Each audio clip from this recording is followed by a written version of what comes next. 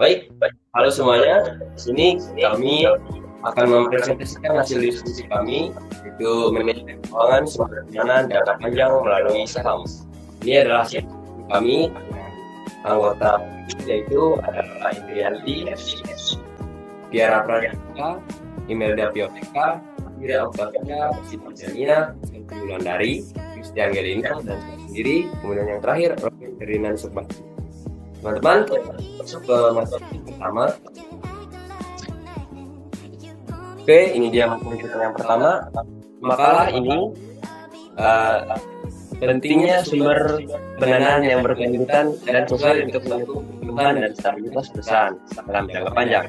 Sering dengan semakin ketatnya persaingan bisnis dan perubahan ekonomi global, kebutuhan akan pendanaan yang stabil dan efektif menjadi semakin penting bagi perusahaan yang ingin mengembangkan operasional dan investasi jangka panjang.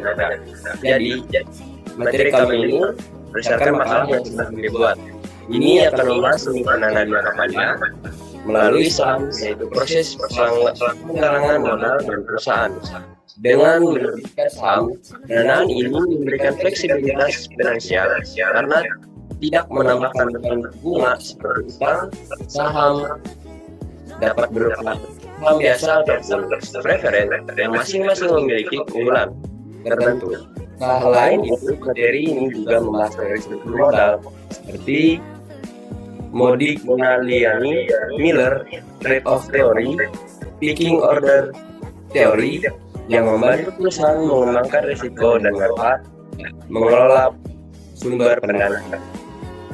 Teman-teman, kita masih dalam materi yang kedua akan dijelaskan oleh teman saya.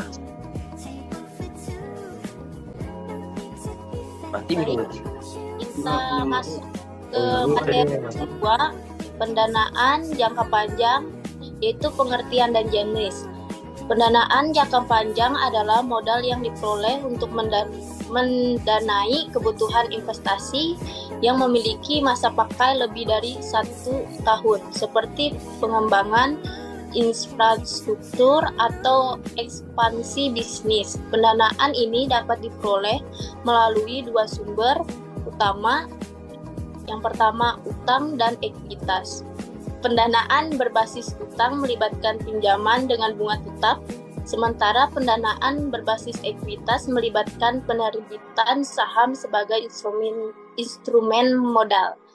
Pendanaan melalui saham, baik saham biasa maupun saham preferen, memberikan fleksibilitas tanpa menambah beban kewajiban bunga. Di sini ada 2 jenis. Yang pertama itu utang pinjaman dengan bunga tetap.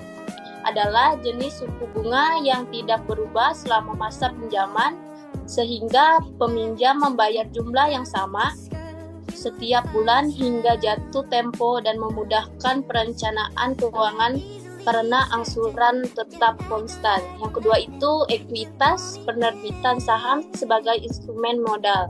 Adalah cara perusahaan mengumpulkan dana dengan menjual bagian kepemilikan kepada investor dan memberikan perusahaan akses ke modal tanpa menambah utang, serta memberikan hak suara kepada pemegang saham. Sekian dari saya, terima kasih. Saya kembalikan ke moderator. Baik, itu dia penjelasan untuk materi yang kedua. Selanjutnya kita masuk ke dalam materi yang ketiga, akan dijelaskan oleh teman saya dengan judul struktur modal dan stabilitas keuangan.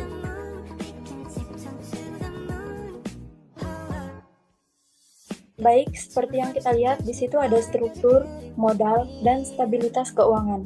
Yang pertama adalah teori Modigliani, Miller atau juga bisa disebut dengan MM, merupakan konsep dalam keuangan yang menyatakan bahwa dalam pasar sempurna tanpa pajak, struktur modal perusahaan tidak mempengaruhi nilai total perusahaan. Yang kedua ada trade-off theory. Teori ini menyatakan bahwa struktur modal yang optimal ada ketika manfaat marginalnya, sehingga memaksimalkan nilai perusahaan. Yang ketiga yaitu pecking order theory. Teori itu menekankan peran informasi asimetris, di mana manajer memiliki lebih banyak informasi tentang nilai perusahaan dibandingkan investor eksternal yang mempengaruhi keputusan pendanaan mereka dan memberikan sinyal kepada pasar. Baiklah, selanjutnya saya akan serahkan kepada moderator. Terima kasih.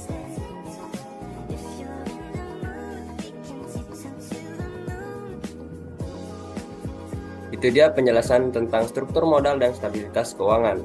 Kita masuk ke dalam materi yang ketiga yang akan dijelaskan oleh teman saya dengan judul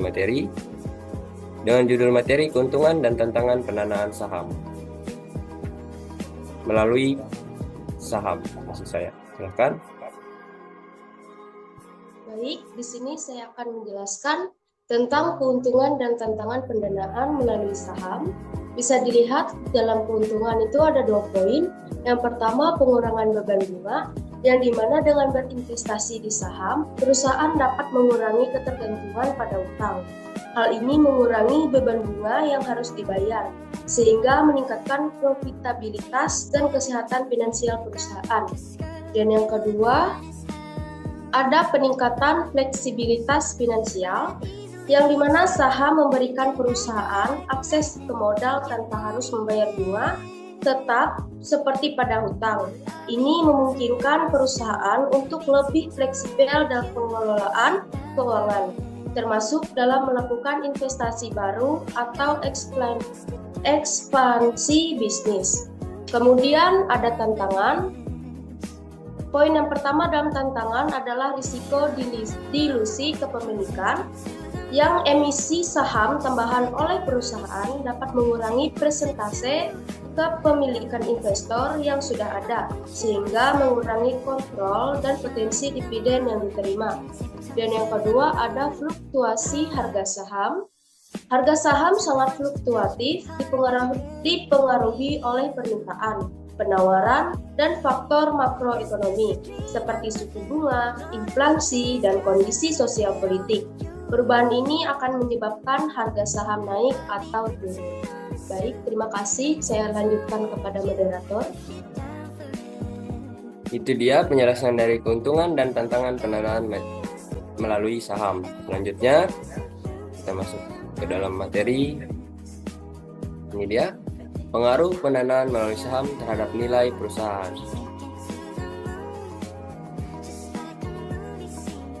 Baik, materi selanjutnya adalah pengaruh pendanaan melalui saham terhadap nilai perusahaan. Pendanaan melalui saham memberikan dampak signifikan terhadap nilai perusahaan, terutama ketika dana yang diperoleh diinvestasikan secara strategis. Beberapa pengaruh utama pendanaan melalui saham terhadap nilai perusahaan adalah: yang pertama, peningkatan prospek pertumbuhan. Pendanaan melalui penerbitan saham memberikan perusahaan modal tambahan yang dapat digunakan untuk ekspansi bisnis, inovasi produk, serta pengembangan teknologi. Modal ini memungkinkan perusahaan untuk meningkatkan skala operasi dan daya saing di pasar, yang pada akhirnya berdampak positif pada pertumbuhan dan nilai perusahaan secara keseluruhan. Yang kedua, pengalokasian sumber daya lebih optimal.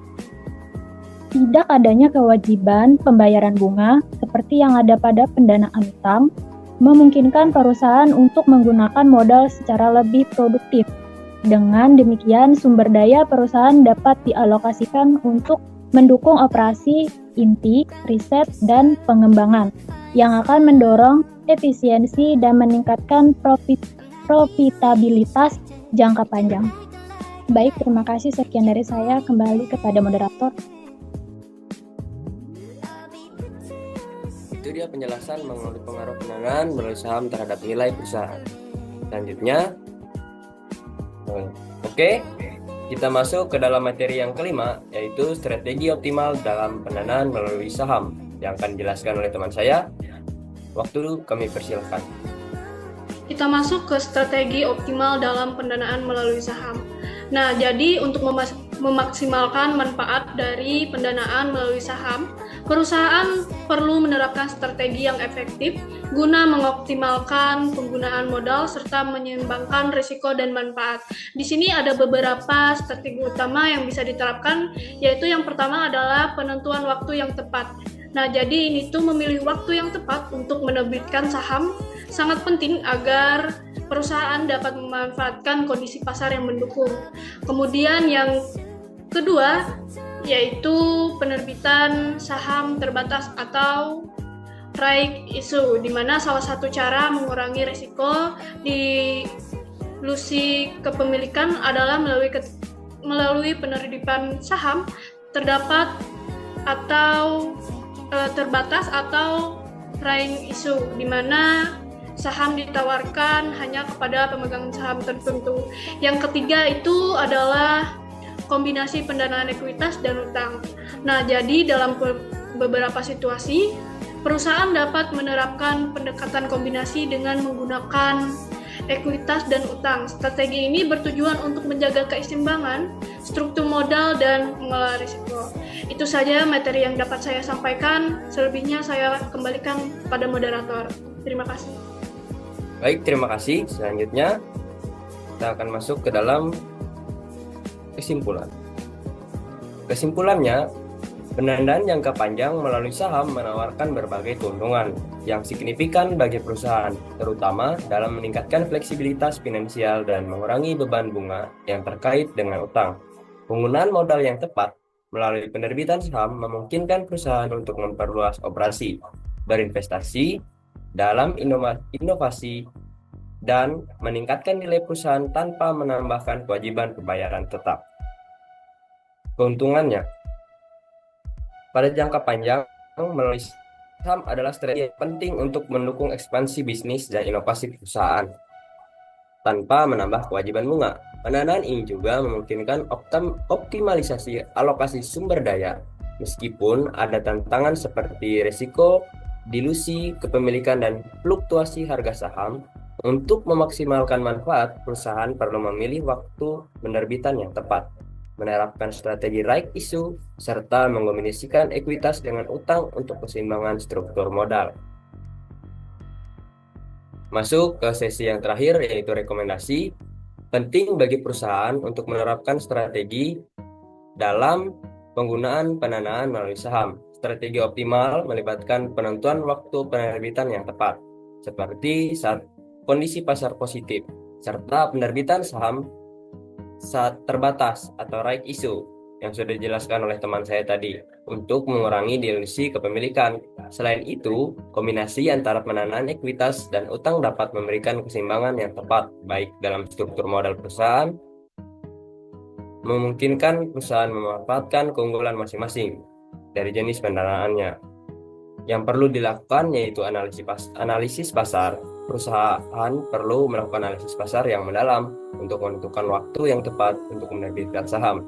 Kemudian, perusahaan juga perlu melakukan perencanaan strategi. Perusahaan harus memiliki rencana strategis yang jelas mengenai penggunaan dana yang diperoleh dari penerbitan saham. Kemudian, komunikasi transparan adalah bagian yang terakhir. Perusahaan perlu berkomunikasi secara transparan dengan investor mengenai tujuan penerbitan saham dan penggunaan dana. Terima kasih untuk teman-teman yang sudah menonton. Kami sampai di sini presentasi kami. Jangan lupa like, komen, dan subscribe YouTube kami. Terima kasih teman-teman.